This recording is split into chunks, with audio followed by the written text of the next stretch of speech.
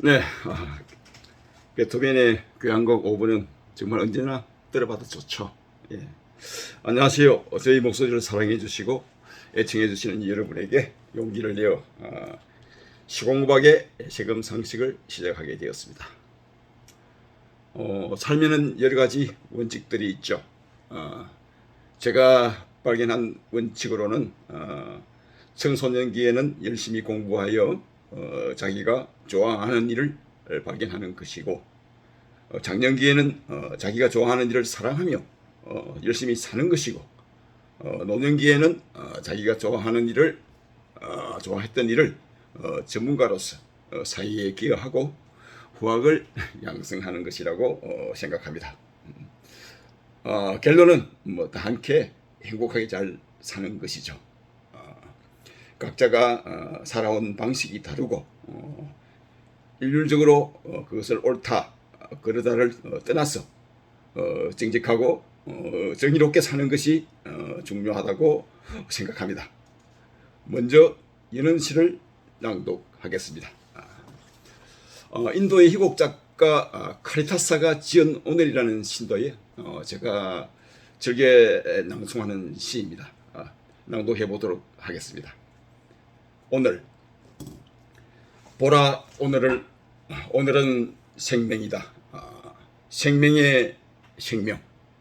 오늘의 짧은 행로에는 너의 존재의 모든 진실과 행복이 담겨 있나니 성장의 기쁨, 행동의 영광, 화려한 성공.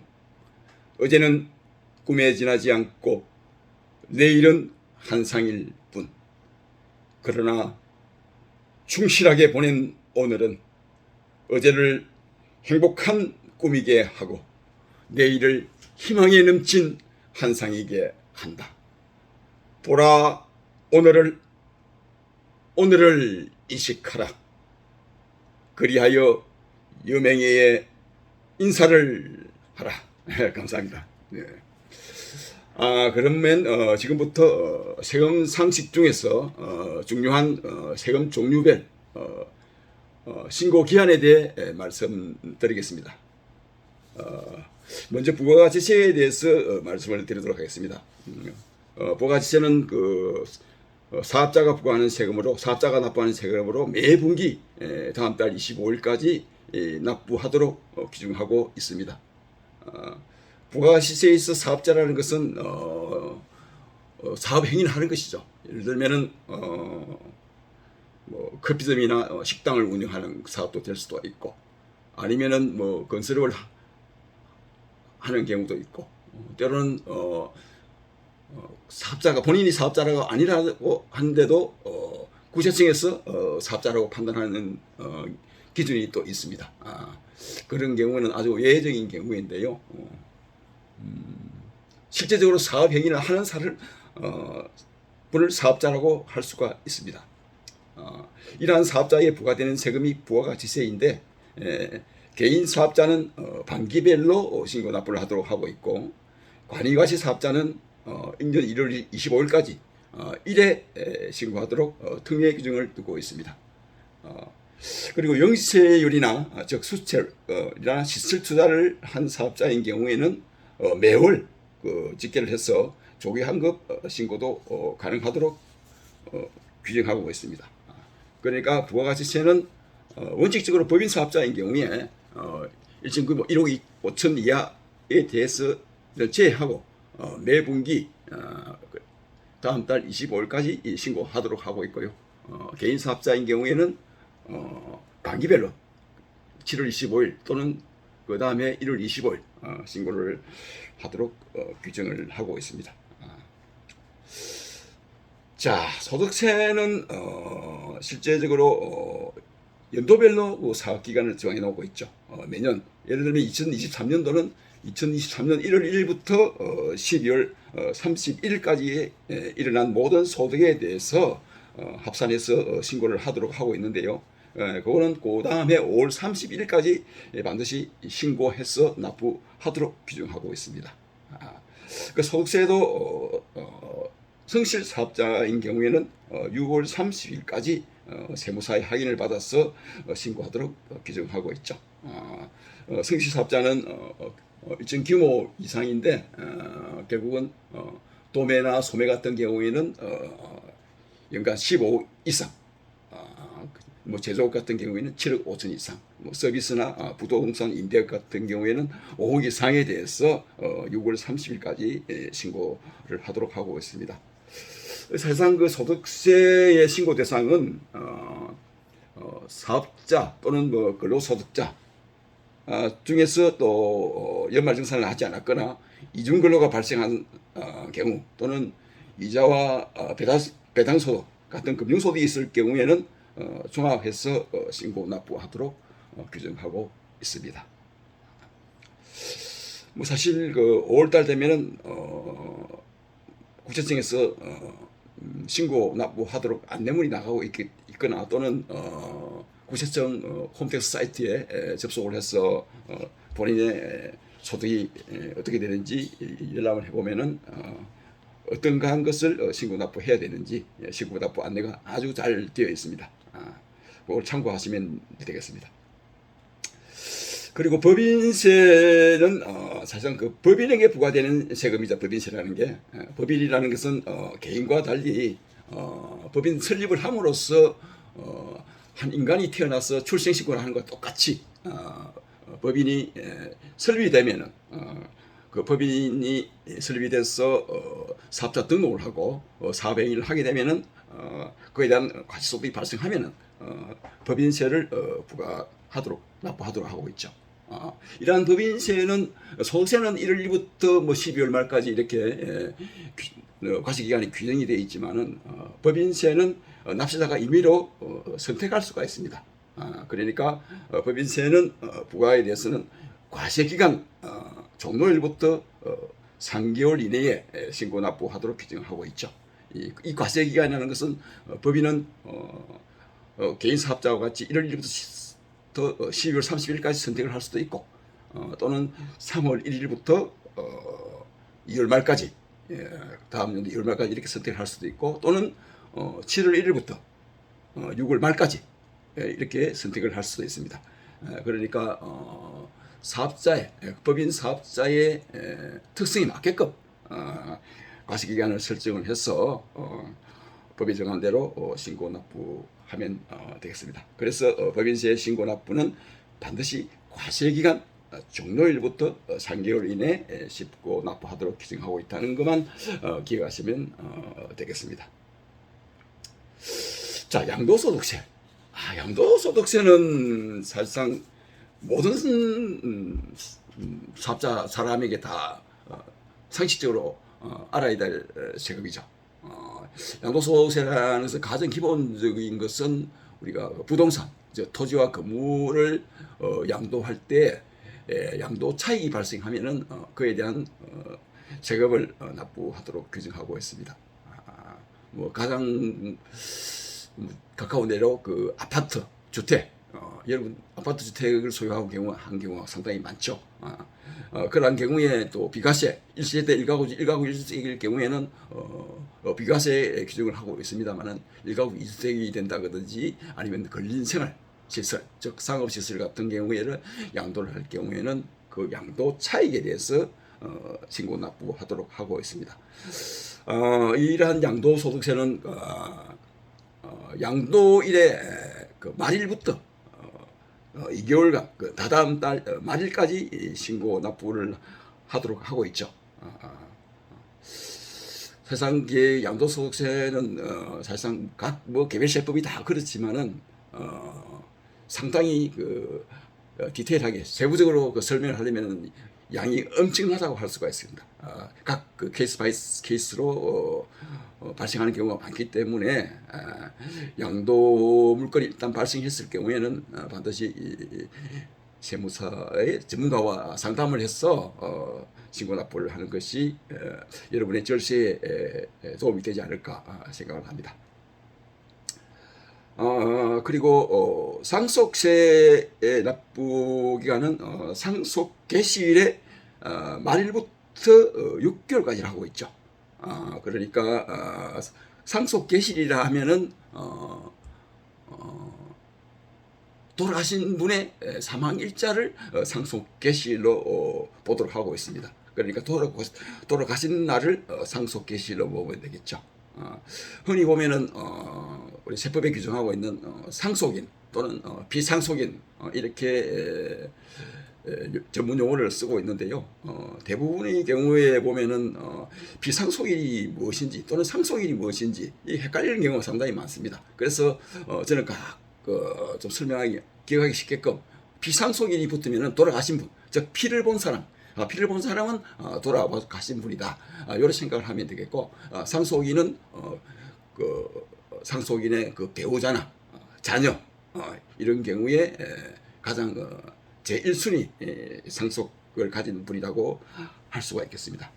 그 배우자나 그 직계 비속 이를 얘기할 수 있겠죠. 그러니까 상속세의 신고시 납부 기간은 상속 개시일, 즉 사망일로부터 사망일의 말일부터 6개월까지 반드시 신고 납부하도록 규정을 하고 있습니다.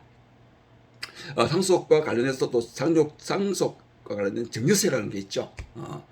상속세는 돌아가신 분의 어떤 생애를 거쳐서 이루는 재산에 대해서 부과하는 즉 상속일이 납부하는 세금이지만은 증여세는 살아있는 사람이 주고받을 때 살아있는 사람끼리 서로 주고받을 때 납부하는 세금이 이 증여세가 되겠습니다. 통상적인 경우 발생하는 경우에는 뭐 직계 존속, 즉 아버지가 자녀에게 주는 금전 이러한 것들 또는 뭐 부동산이 될 수 있겠죠. 그런 경우에 증여세가 발생을 한다고 할 수 있겠습니다. 이러한 증여세는 증여 개시일의 말일부터 3개월까지 반드시 신고 납부하도록 규정을 하고 있습니다.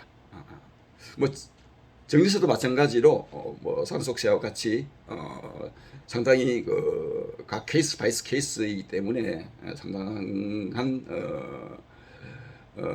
세법에 규정되어 있는 부분들을 설명하기가 상당히 곤란하고요. 일단은 뭐 차근차근 기회가 된다면은 세부적인 사항은 설명을 드리도록 하고 오늘은 주요 세금 종류별 신고 기한에 대해서 말씀을 드리도록 하겠습니다. 그리고 종합부동산세, 흔히 부자들이 내는 세금이라고 하죠, 그죠? 종부세, 종합부동산세가 사실상 2023년도에는 종합부동산세 과세 대상이 약 100만 명이 넘었습니다. 그리고 2023년도에는 한 70만 명. 그리고 2004년도에는 뭐 조금 더 줄어들겠죠. 사실상 그 종합부동산세는 실제 우리가 뭐 살고 있는 뭐 주택이라든지 이런 부분들이 많이 해당이 되기 때문에 1가구 1주택일 경우에는 뭐 과세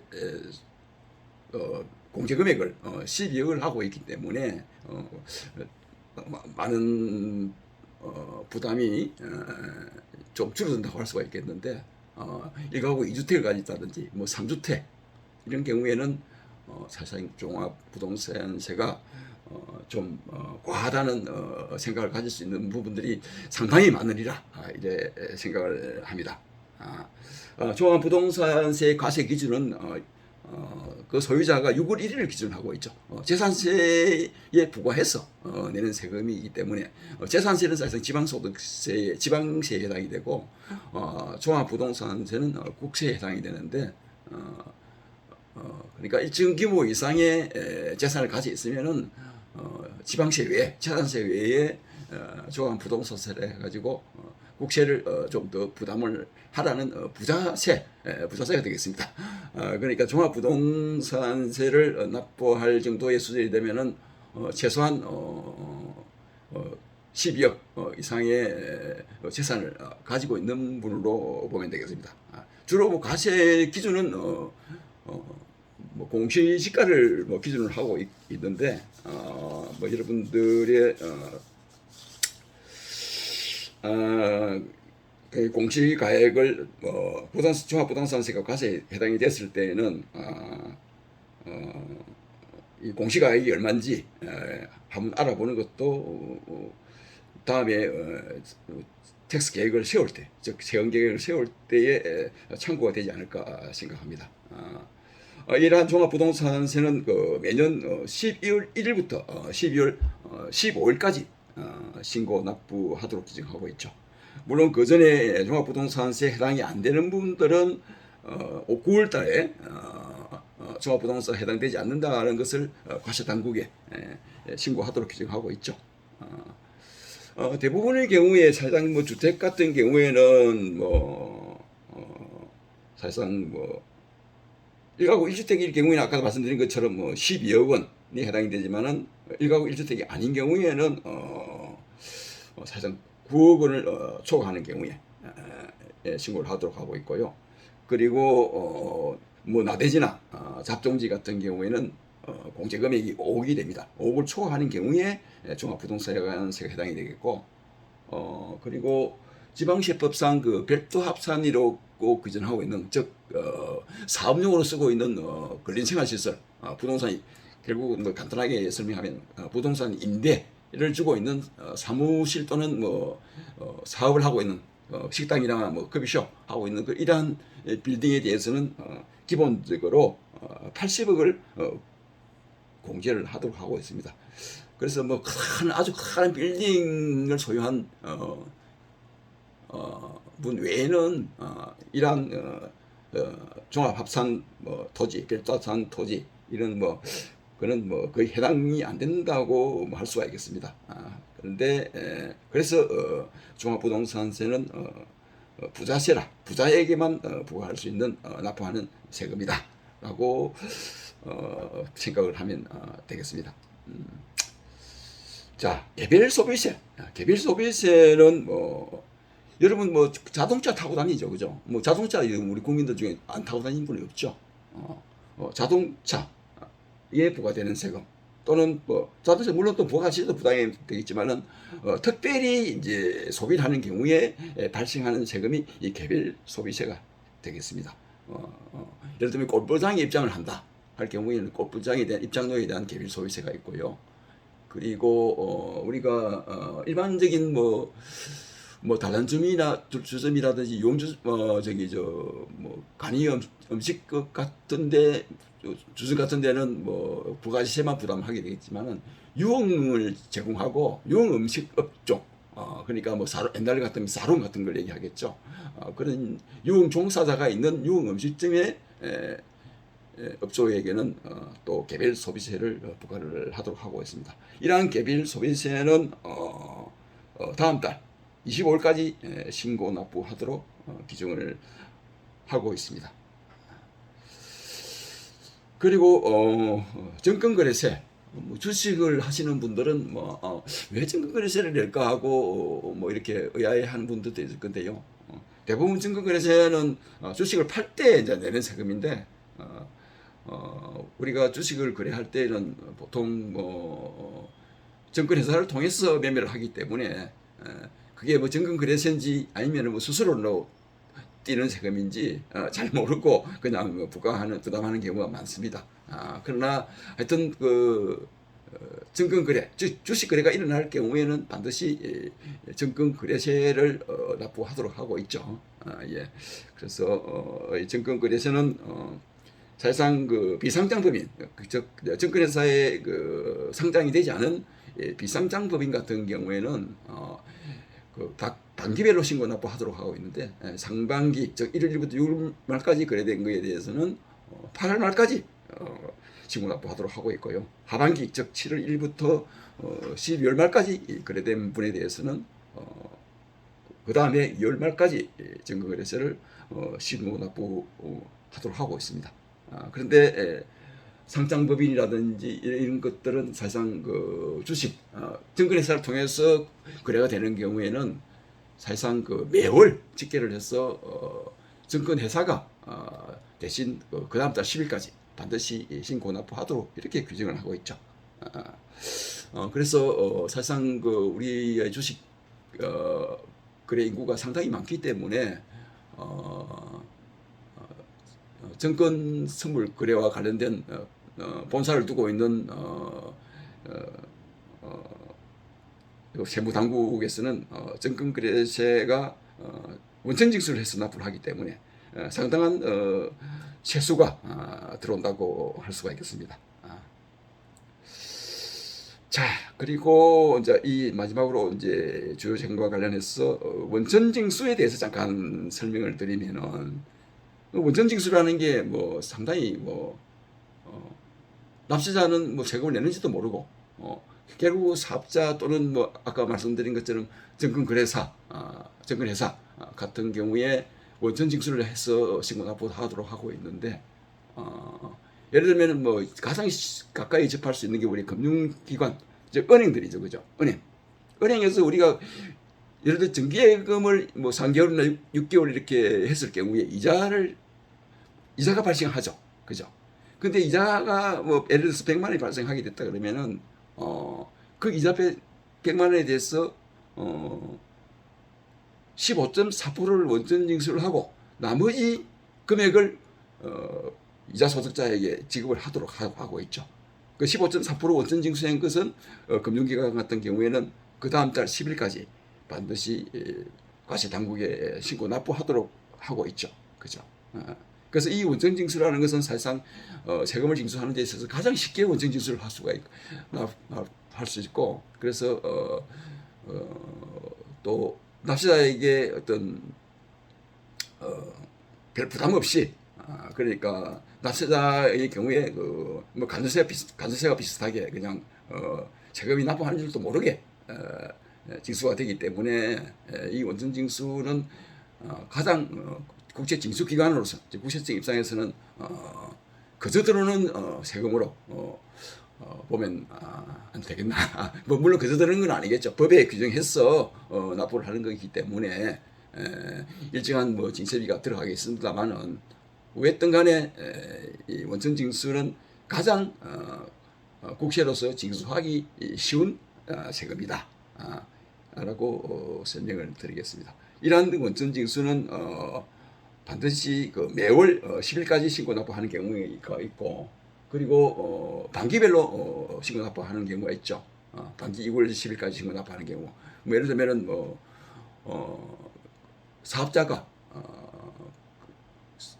인원이 많을 경우에, 그러니까 근로자가 많을 경우에는 매월 징수를 해서 납부를 합니다만은 일정 규모 이하 사업자, 즉 뭐 5인 이하 사업자라든지 이러한 소규모 사업자에 대해서는 반기별로 원천징수해서 신고 납부하도록 규정을 하고 있습니다.